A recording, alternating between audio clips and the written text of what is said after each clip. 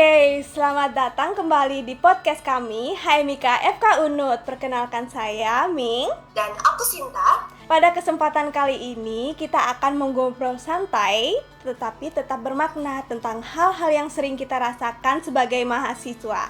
Tapi jarang kita berani cerita, yaitu kesehatan mental kita.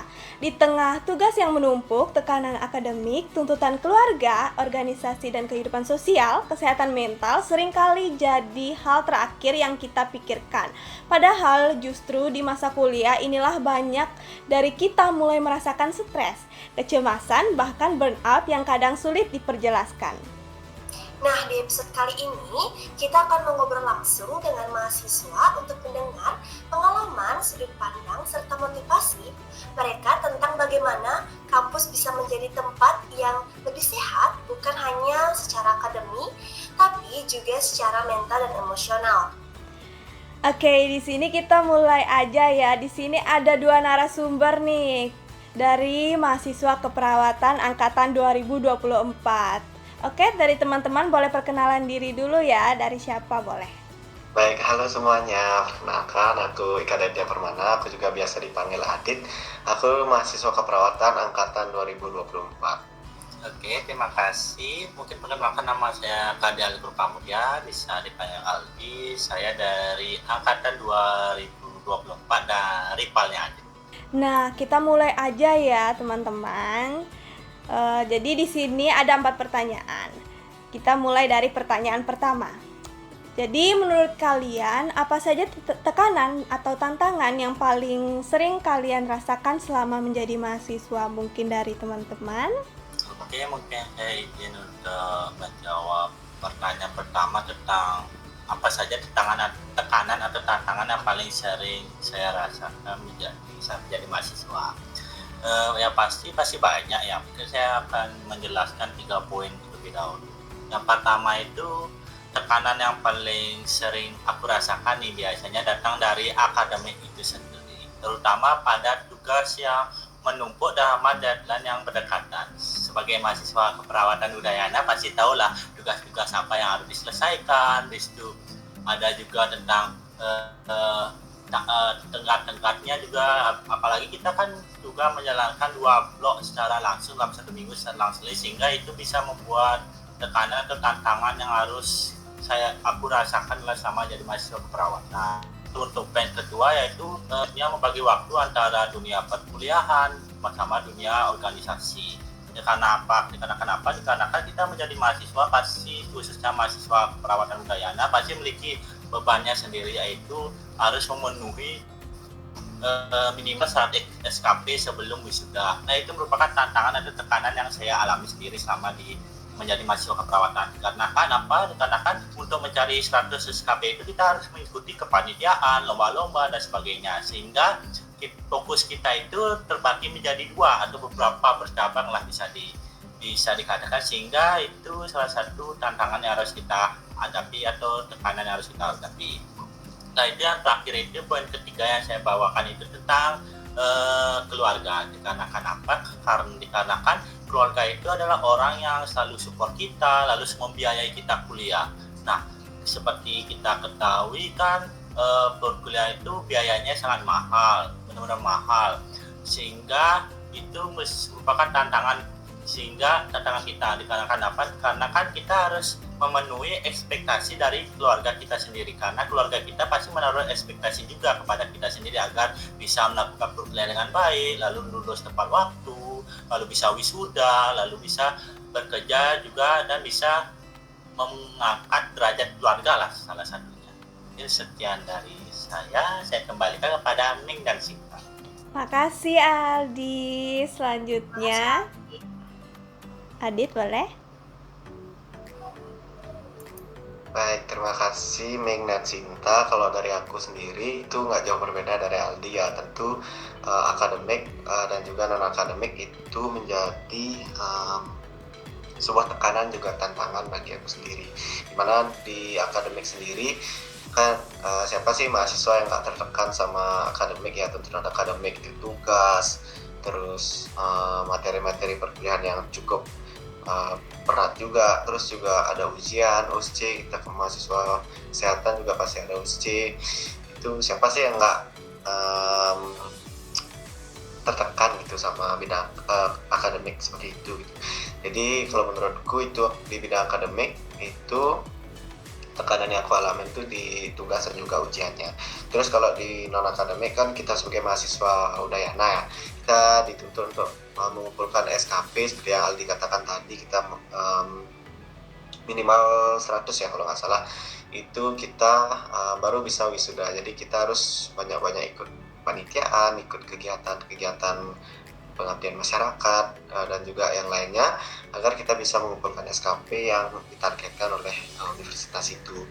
Dan terus juga sebagai mahasiswa ya nggak munafik sih aku jadi orang, sebagai mahasiswa itu tekanan untuk ngatur keuangan kita sendiri ya, apalagi aku ngekos, aku jauh dari keluarga, jadi aku ngatur uangku sendiri. Nggak aku gimana caranya aku juga harus ngatur uangku agar cukup per bulan itu seberapa yang dikasih oleh orang tuaku, aku bisa mengatur dari waktu. Itu juga menjadi tekanan yang cukup berarti bagiku sebagai mahasiswa di Udayana ini. Mungkin itu aja dari aku kembalikan kepada Ming dan Sinta. Oke, terima kasih Adit.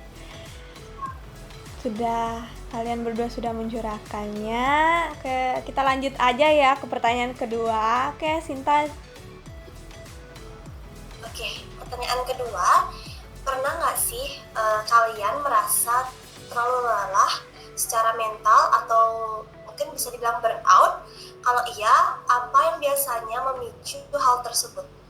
Kalau aku izin masuk ya, jadi kalau dari aku sendiri itu untuk sampai burnout yang gimana-gimana itu belum pernah ya. Maksudnya setengahnya belum pernah sampai burnout yang kayak orang-orang bilang tuh kayak parah banget. Tapi kalau cuma lelah itu pasti pernah ya, apalagi kita mahasiswa, banyak tuntutan, banyak tugas, terus juga banyak kepanitiaan, terus juga sebenarnya juga banyak kegiatan kita di luar kepanitiaan dan juga akademik kan ya. Jadi kalau dari aku sendiri itu belum pernah sampai burnout yang gimana-gimana, tapi kalau lelah mental yang cuma lelah aja itu pernah. Itu pas summit itu, kalau kalian nggak tahu, summit itu kayak kan sebelum kita jadi mahasiswa tuh ada metamorfosa, ada magnesia. Nah, summit itu sama kayak itu, tapi dia yang tingkatan lebih tingginya. Jadi pas summit itu juga ada tugas project plan dari summit itu sendiri, dan juga ada tugas dari perkuliahannya, ada tugas SGD, ada tugas perlaporan, PPT, pleno, ujian. Nah itu tuh bikin lumayan capek pas itu gitu loh. Jadinya hampir burnout lebih tepatnya, tapi aku bisa menanggulangi itu pakai coping mekanismeku. Jadi kayak main game, terus keluar jalan-jalan, nyari angin gitu. Jadinya kayak hilang lah capeknya itu. Mungkin sekian dari aku. Mungkin dari Aldi bisa diceritakan gimana pengalamannya. Silakan Aldi.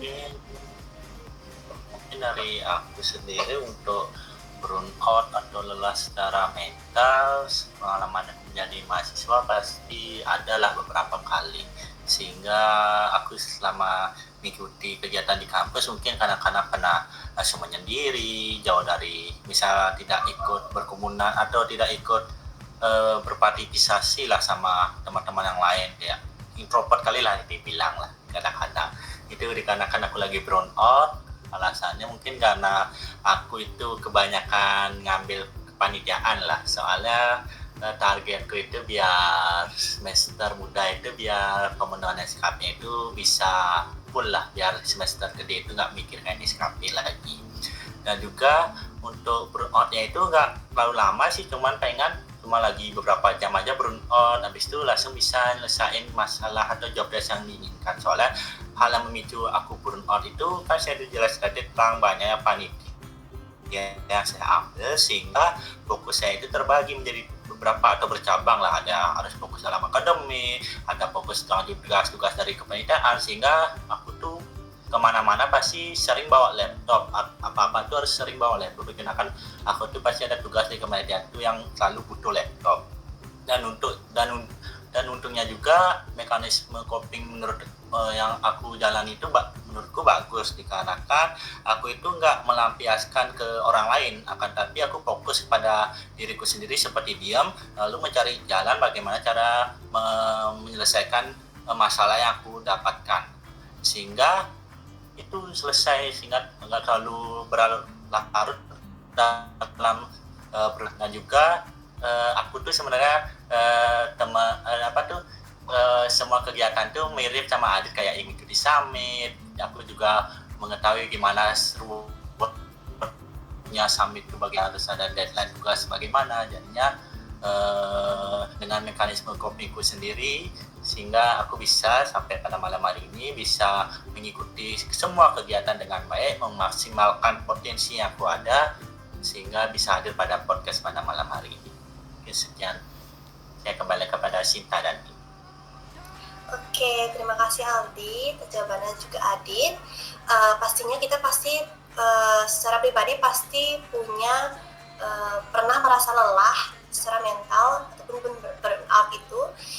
Baik itu aku sendiri pasti juga pernah ya pernah ngerasain capek melakukan aktivitas kepanitiaan atau aktivitas kuliah, jadi itu pasti pernah. Tapi gimana caranya kita untuk bisa mengatasi kelelahan itu secara mental maupun itu burnout seperti itu. Baik, segitu aja yang aku tambahin. Mungkin dari Ming bisa dilanjutkan untuk pertanyaan berikutnya. Oke, selanjutnya pertanyaan ketiga. Menurut kalian faktor apa yang mungkin paling berpengaruh terhadap kesehatan mental? Jadi mungkin bagian akademik, non-akademik, ekonomi, keluarga, ataupun di pergaulan. Mungkin dari siapa yang ingin menjawab? Oke, mungkin izin ke pertanyaan ketiga ya. Hal yang paling berpengaruh terhadap kesehatan mental. Ada beberapa contoh yang dikatakan tadi, itu ada banyak ya. Ada akademi, habis itu non-akademi, ekonomi, keluarga, ataupun pergaulan. Mungkin aku pengen jelasin satu-satu ya biar lebih jelas lah. Mungkin dari akademi itu bisa sangat-sangat berpengaruh dalam kesehatan mental. Dikarenakan apa?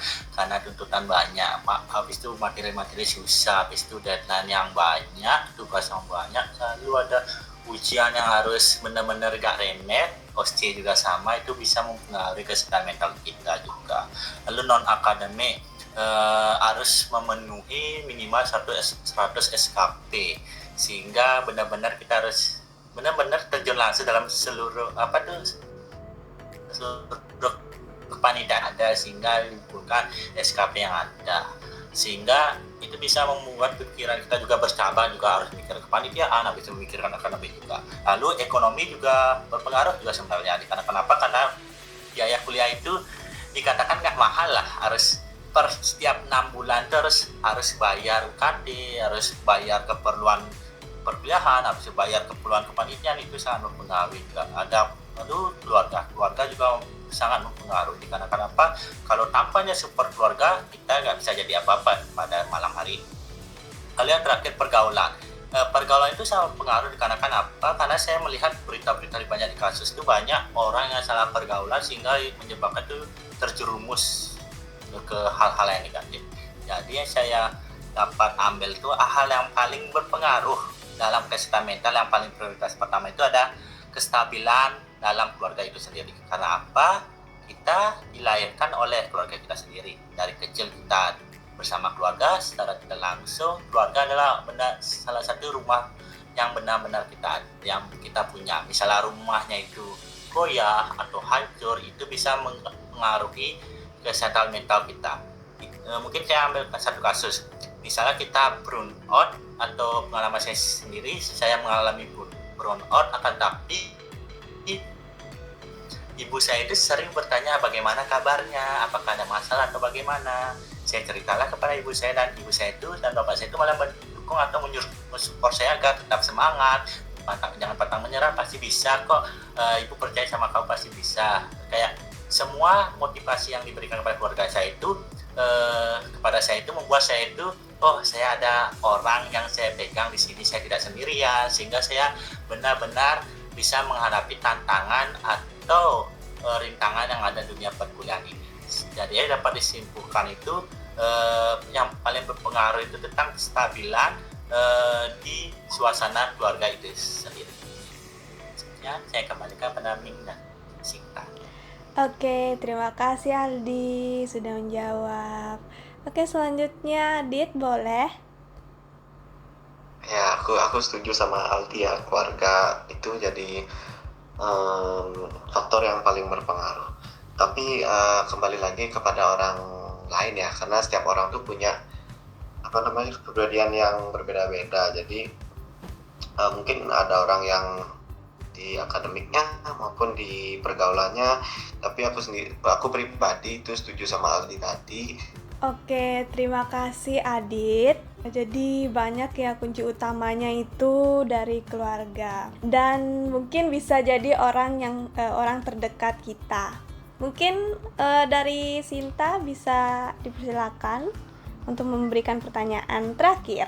Oke, pertanyaan terakhir, apa hal biasanya membuat kalian merasa termotivasi atau kembali semangat pada saat kalian sedang down?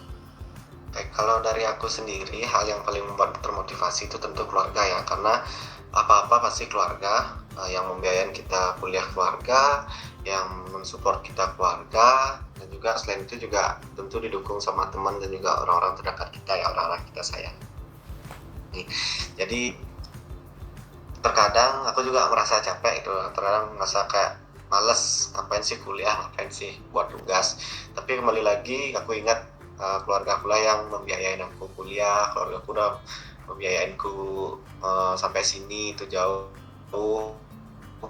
biayanya juga murah gitu. Ngapain kita menyia-nyiakan fasilitas yang udah diberikan sama keluarga kita. Terkadang juga orang lain belum tentu punya privilege kayak kita bisa kuliah gitu.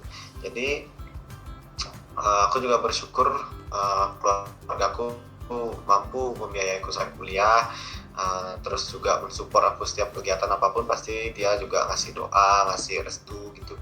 Jadinya setiap aku ujian maupun setiap aku OSC, aku selalu minta doa pada orang tuaku, ibu, bapak, dan mereka selalu memberikan doa mereka yang terbaik untuk aku. Terus juga organisasi juga aku cerita, terus dikasih semangat walaupun jauh, tapi juga mereka tetap doain kita di sini biar kita sukses, biar kita bisa menjalankan tugas-tugas dan juga perkuliahan dengan baik. Mereka juga pasti punya harapan pada kita nantinya setelah lulus kuliah bisa memperbaiki ekonomi, bisa membanggakan kedua orang tua. Jadinya itu bisa membuat motivasiku naik lagi. Jadi nggak usah males lah, aku harus buat tugas, aku harus belajar. Terus juga ada juga teman orang-orang terdekat yang kita sayang juga kasih support kita. Jadinya ngapain kita males. Jadinya mungkin 3 hal itu yang membuat aku sering termotivasi kalau aku lagi malas gitu. Mungkin dari Aldi bisa diceritakan ya. Mungkin kalau dari aku itu aja. Oke, mungkin izin masuk. Aku sangat setuju banget sama dengan kata-kata dikasih tentang keluarga ya, yang membuat kita motivasi. Jujur, sepengalamanku selama menjadi mahasiswa pernah stres, pernah burn out. Tapi pas aku masa burn out itu, ketika ibuku langsung tiba-tiba nelpon, ngajak video call, ngajak ngobrol, langsung kayak motivasiku untuk lanjut belajar tuh ada. Jadi ya seperti ada kayak tiba-tiba kayak ada suntikan penyemangat dari keluargaku. Ibuku tiba-tiba nelpon, nanyain kabar. Jadi keluarga itu sangat-sangat berdampak. Soalnya jujur, kita sampai detik ini kalau tanpa keluarga gak ada apa-apanya sumpah. Mungkin juga dari ekspektasi keluarga itu benar-benar membuat aku motivasi yang benar-benar tinggi lah di dunia perkuliahan di kuliah ini, dikarenakan aku tuh cowok satu-satunya di keluarga, sehingga aku harus bisa menaikkan derajat keluarga, harus bisa bertanggung jawab dengan keluargaku sendiri di rumah, dan bisa kembali menjadi orang-orang yang bertanggung jawab dan bisa berguna di masa depan nanti. Dan juga hal yang membuat aku termotivasi atau semangat kembali saat mengalami down itu, yang pasti itu aku kan memilih Universitas Udayana khususnya prodi keperawatan. Apa sih tujuanku yang aku ambil di sini? Apa sih keinginanku yang aku ambil dari sini? Lalu apa cita-cita yang aku ambil dari sini? Itu yang membuat aku motivasiku membuat terus kembali selama mengalami stres atau burnout itu sendiri. Dikarenakan apa? Karena aku sudah atau mengularkan seluruh potensiku yang ada di dunia perkuliahan ini, sehingga aku harus nggak boleh menyanyiakan semua hal-hal yang aku dapat untuk tetap terus maju untuk di masa depan nanti. Dan juga aku memiliki seseorang yang role model atau seseorang yang aku banggakan lah di dunia perkuliahan ini, karena kan aku menjadikan seseorang ini sebagai role model, sehingga aku aku harus seperti dia di masa depan, aku harus seperti dia di masa depan dan sebagainya kepada Sinta dan Oke, terima kasih Aldi untuk jawabannya dan juga Adit. Baik, benar sih, hal yang membuat termotivasi pasti, terutama tuh pasti keluarga. Dan kayak di saat kita down, di saat kita burn out, kita kayak flashback lagi di masa-masa saat kita tuh udah mengeluarkan semua yang udah kita punya, kayak udah semua dikeluarin. Jadi kayak jangan putus asa di saat ini aja, karena kan udah semua yang sudah kita keluarin. Jadi ya terus aja ikutin aja alurnya seperti apa, karena kan udah semua kita lewati gitu. Jadi kayak ya terus bangkit dan semangat, dan ingat apa yang sudah dijalankan dan sampai detik ini, seperti itu sih. Itu yang mungkin juga selalu aku tanamin ya pada diriku sendiri, dan mungkin orang-orang yang lain pasti punya hal yang membuat dia termotivasi sampai dia semangat sampai detik ini, seperti itu sih. Mungkin ada yang ditambahin dari ini? Itu sih. Udah sih, sudah mendengar jawaban-jawaban dari mereka. Ya, itu sudah pertanyaan terakhir dan sudah di penghujung juga. Demikian perbincangan kita pada episode kali ini. Terima kasih kepada narasumber kita ataupun para pendengar kita yang telah mengikuti rangkaian podcast ini hingga episode terakhir. Semoga setiap pembahasan dapat memberikan manfaat, wawasan, dan kesadaran lebih dalam tentang pentingnya kesehatan mental bagi mahasiswa. Ya, betul sekali, dan kami berharap apa yang telah dibagikan tadi dapat terus menjadi dorongan untuk menciptakan lingkungan kampus yang sehat, positif, yang dan juga lebih peduli dan suportif bagi kita semua. Nah, sampai di sini kebersamaan kita, dan terima kasih atas perhatian serta dukungan yang telah diberikan, dan terima kasih juga kepada penonton podcast HMIK FK Unut ini yang sudah menonton sampai episode awal dan episode terakhir kali ini. Oke, terima kasih. Sekian dari kami. Selaku aku, Sinta, dan juga Ming selaku pembawa acara pada podcast. Oke, terima kasih semua. Tetap jaga kesehatan mental ya. Semangat.